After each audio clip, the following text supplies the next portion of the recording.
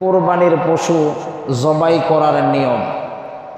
কোরবানির পশু কিভাবে জবাই করব, কোরবানির পশু জবাই করার নিয়ম কি? নাম্বার 1, কোরবানির পশু নিজেরটা নিজে জবাই করা উত্তম। নিজে জবাই করতে না পারলে জবাই যখন করা হবে জবাই করার জায়গায় উপস্থিত থাকা ভালো। কোরবানি দাতা যদি মহিলা হয়, নারী হয়, তাহলে কোরবানির পশু যেই জায়গায় জবাই করা হচ্ছে পর্দার যদি খেলাপ ঘটে, ভিন্নতা ঘটে, এমতো অবস্থায় ওই নারী কোরবানির জায়গায় না আসাই উত্তম। এটা হলো 1 নাম্বার নিয়ম। কোরবানির পশু জবাই করার 2 নাম্বার নিয়ম, কোরবানির পশুকে মাটিতে শুয়ে দিয়ে পশুর মাথাকে দক্ষিণমুখী রাখা হবে, পাগুলিকে উত্তরমুখী রাখা হবে এবং পশুর মুখ কেবলামুখী করে রাখা।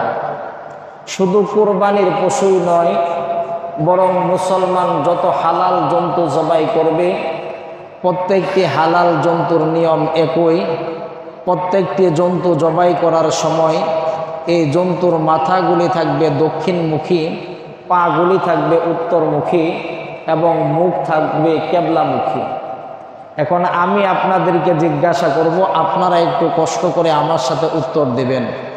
মানুষ যখন মারা যায়, মানুষকে বা মৃত মানুষকে কবরে দাফন করার সময় মৃত ব্যক্তির মাথাকে রাখা হয় কোন দিকে?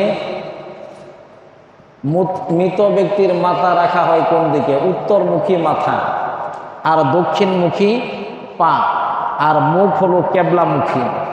আর পশু জবাই করার সময় নিয়ম হলো পশুর মাথা থাকবে দক্ষিণ দিকে, পা থাকবে উত্তর দিকে, মুখ থাকবে কেবলামুখী। এটা হলো পশু জবাই করার নিয়ম।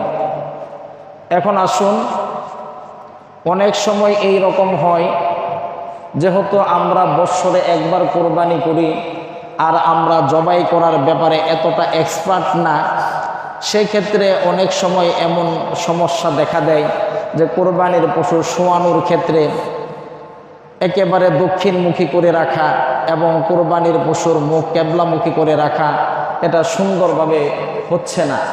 যদি কিছুটা ভিন্নতাও হয় তাহলেও কোরবানি হয়ে যাবে, এক্ষেত্রে কোরবানির কোনো সমস্যা হবে না। তবে উত্তম হলো কোরবানির পশু মাথা থাকবে দক্ষিণমুখী, পা থাকবে উত্তরমুখী, মুখ থাকবে কেবলামুখী। আর যদি এটা না করতে পারেন, করা না যায়, এটার জন্য কোরবানির কোনো ক্ষতি হবে না। এরপরে এই কোরবানির পশু যখন শোয়ানো হবে তখন এই দোয়া পড়া। দোয়াটি কি? পবিত্র কোরআনুল কারীমের সূরা আনআমের ৭৯ নম্বর আয়াতে কারিমার মাঝে এই দোয়াটি হযরত ইব্রাহিম আলাইহিস সালাতু ওয়াস সালাম করেছিলেন। ইন্নী ওয়াজ্জাহতু ওয়াজহিয়া লিল্লাযী ফাতারাস সামাওয়াতি ওয়াল আরদা হানিফা ওয়া মা আনা মিনাল মুশরিকিন। إني وجهت وجهي للذي فطر السماوات والأرض حنيفا। নিশ্চয় আমি একনিষ্ঠভাবে মনোনিবেশন করছি, আমার চেহারা ফিরিয়ে নিচ্ছি। নিশ্চয় আমি একনিষ্ঠভাবে আমার চেহারাকে আমি মনোনিবেশন করতেছি আমার আল্লাহ তাআলার দিকে। আল্লাযী ফাতারাস সামাওয়াতি ওয়াল আরদা, যে মহান মালিক আল্লাহ সুবহানাহু ওয়া তাআলা নবমণ্ডল এবং ভূমণ্ডল সৃষ্টি করেছেন।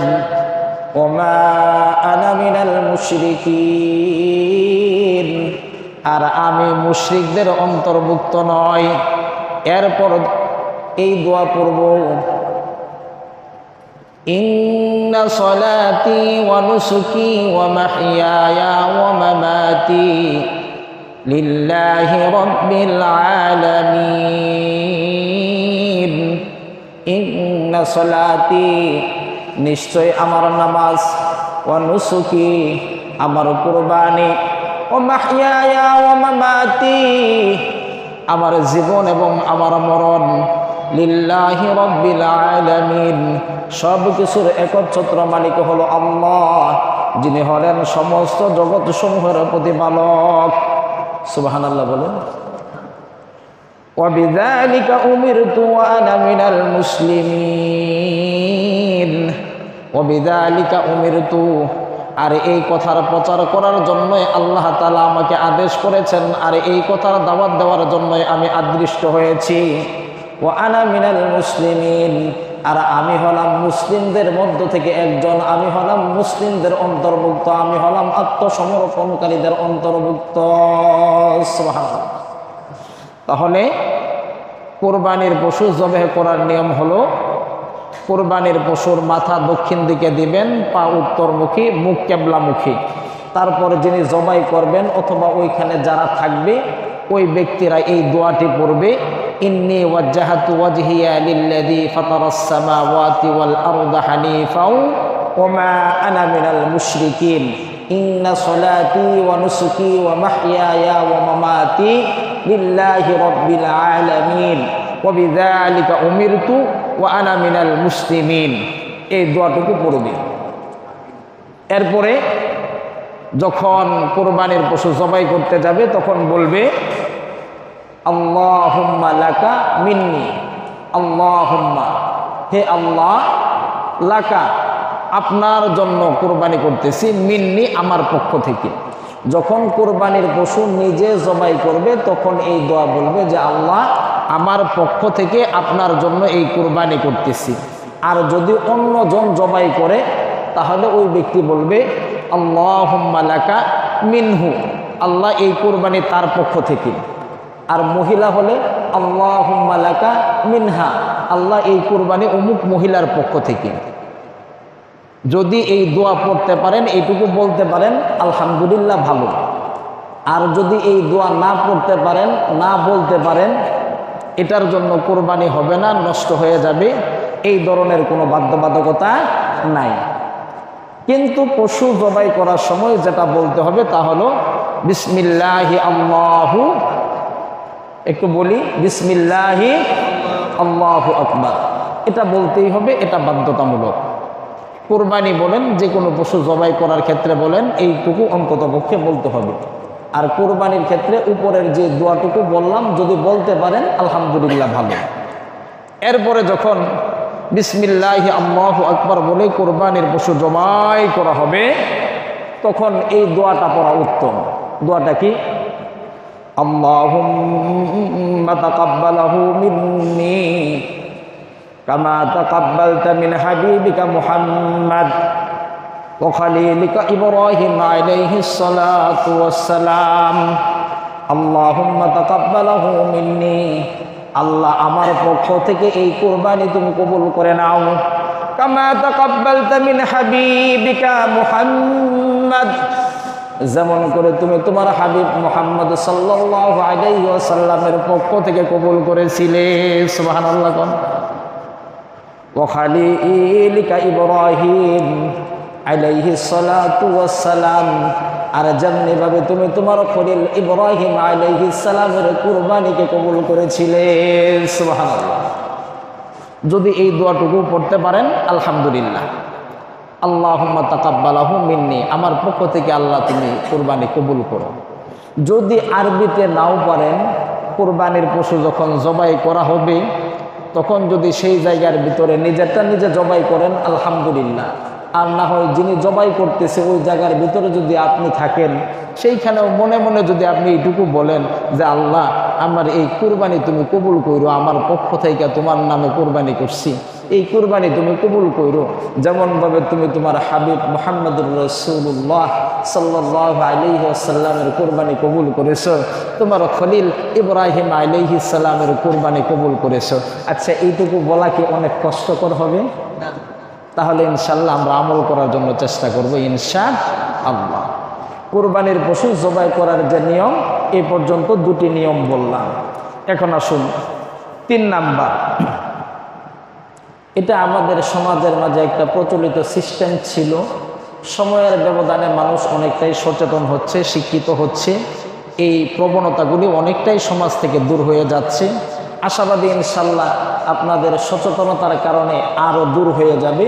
সেটি হলো কুরবানি যারা দেই, অনেক সময় এই রকম হয়, এক পশুর মাঝে 3 জন 4 জন 5 জন 7 জন পর্যন্ত যখন পার্টনার হয়, শরিক হয়, তখন কাগজের মাঝে নাম লিখে দেয় এবং যিনি কুরবানি করবে বা জবাই করবে ওনাকে এই নামগুলি কাগজের মাঝে লিখে লিখে নাম ধরে ধরে পড়ে পড়েও শোনাতে হয়।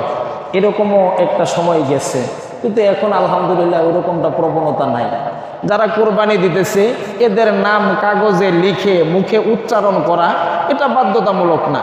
যদি কোরবানির পশু রেডি করার আগে এটা প্রস্তুত থাকে, চোখের সামনে আনলে আনা হইল, আর যদি না আনা হয় এটার জন্য কোরবানি থামিয়ে রাখতে হবে বা এটার জন্য কোরবানি নষ্ট হয়ে যাবে, বিষয়টা এরকম না।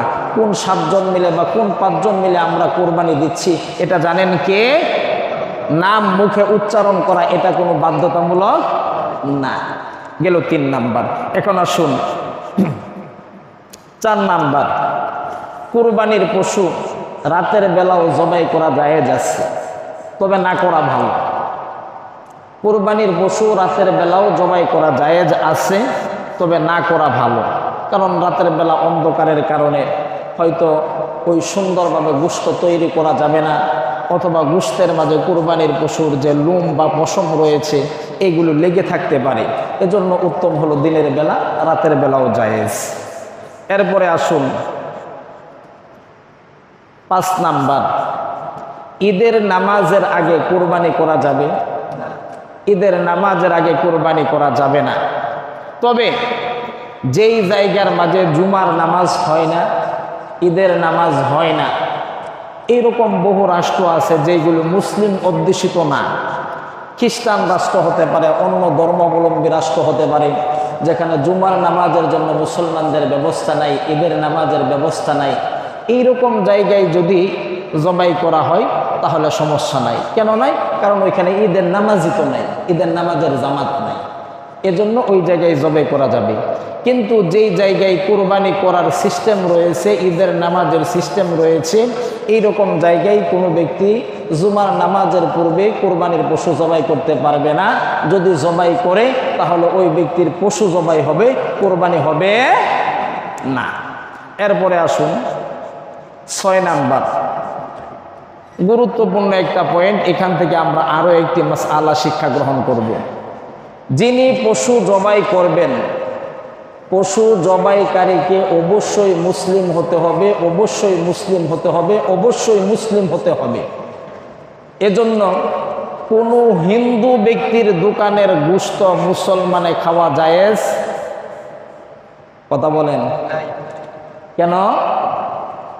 কোনো অমুসলিম বা কোনো কাফেরের দোকানের গোশত মুসলমানের খাওয়া জায়েজ নাই। কেন নাই? কারণ তার ভিতরে ঈমানই নাই। আর সে যখন পশু জবাই করেছে তখন আল্লাহর নাম নিয়েও সে জবাই করে নাই। এজন্য কোনো অমুসলিমের জবাই করা পশুর গোশত খাওয়া মুসলমানের জন্য বিলকুল হারাম। বুঝাইতে পারছি? এরপরে আসুন 6 নাম্বার, যদি কোনো নাবালক ছেলে জবাই করে এটা জায়েজ আছে।